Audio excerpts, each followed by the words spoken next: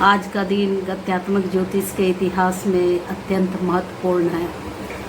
आज गत्यात्मक ज्योतिष के जनक स्वर्गीय विद्यासागर मेहता जी का जन्म दिवस है। इस अवसर पर हम उनके अद्भुत शोध और सिद्धांत को समझेंगे, जिसने ज्योतिष को देखने का एक बिल्कुल नया दृष्टिकोण दिया। मेहता जी का मानना था कि ज्योतिष में केवल ग्रहों की स्थिति महत्वपूर्ण नहीं है, बल्कि ग्रहों की गति सबसे अधिक महत्वपूर्ण होती है। उन्होंने अपने शोध के आधार पर यह निष्कर्ष निकाला कि जन्म के समय ग्रहों की जो गति होती है वही जीवन भर अस्थायी प्रभाव देती है, जबकि गोचर में ग्रहों की गति अस्थायी रूप से हमारी परिस्थितियों को बदलती रहती है। उनकी सबसे महत्वपूर्ण खोज यह थी कि पृथ्वी के निकट रहने वाले ग्रह अपने विषयों से संबंधित महत्वाकांक्षा, मेहनत और जिम्मेदारियों को बढ़ाते हैं, वहीं पृथ्वी से दूर रहने वाले ग्रह उन विषयों से संबंधित सुखद, मनोनुकूल और जिम्मेदारी रहित वातावरण देते हैं। यही सिद्धांत गत्यात्मक ज्योतिष की आधारशिला बना। अब बात करते हैं उनके सबसे अनोखे योगदान की। स्वर्गीय मेहता जी के शोध गत्यात्मक ज्योतिष के आधार पर किसी भी व्यक्ति के पूरे जीवन के उतार चढ़ाव का ग्राफ बनाया जा सकता है। यह ग्राफ बताता है कि जीवन के किस समय परिस्थितियां अनुकूल होंगी और कब चुनौतियां अधिक रहेंगी। उनका कहना था कि समय हमेशा एक सा नहीं रहता। कभी समय हमारा साथ देता है तो कभी हमें धैर्य और सावधानी की ज़रूरत पड़ती है। यदि हम अपने समय को समझ लें तो सही समय पर बड़े निर्णय लेकर सफलता प्राप्त कर सकते हैं और कठिन समय में अनावश्यक जोखिम लेने से बच सकते हैं। उन्होंने ग्रहों के अनुसार पूरे जीवन को 7 भागों में विभाजित किया।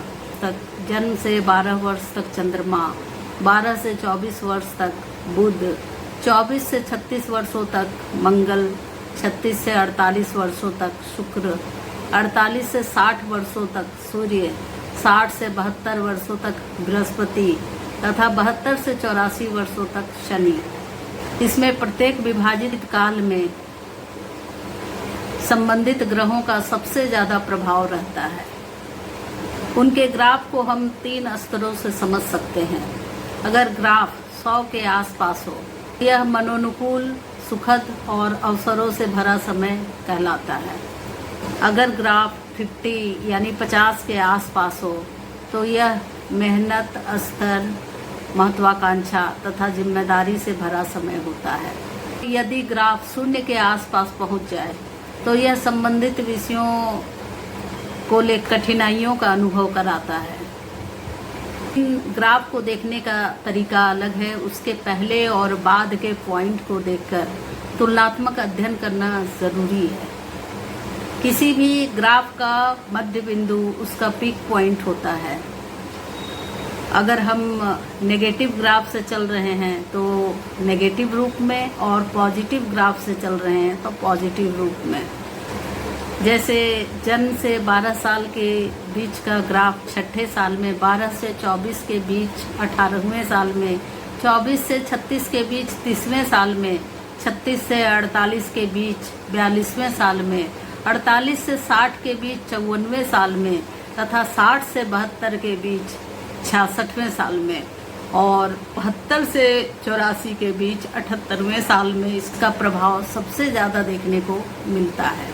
ग्राफ को देखने का तरीका अलग है। उसके पहले और बाद के पॉइंट को देखकर तुलनात्मक अध्ययन जरूरी है। यदि आप 2 पहाड़ों के बीच की घाटी से गुजर रहे हैं तो आपको अत्यधिक सावधानी और धैर्य की आवश्यकता है। यदि आप 2 घाटियों के बीच पहाड़ से गुजर रहे हैं तो यह आपके लिए सुअवसर है।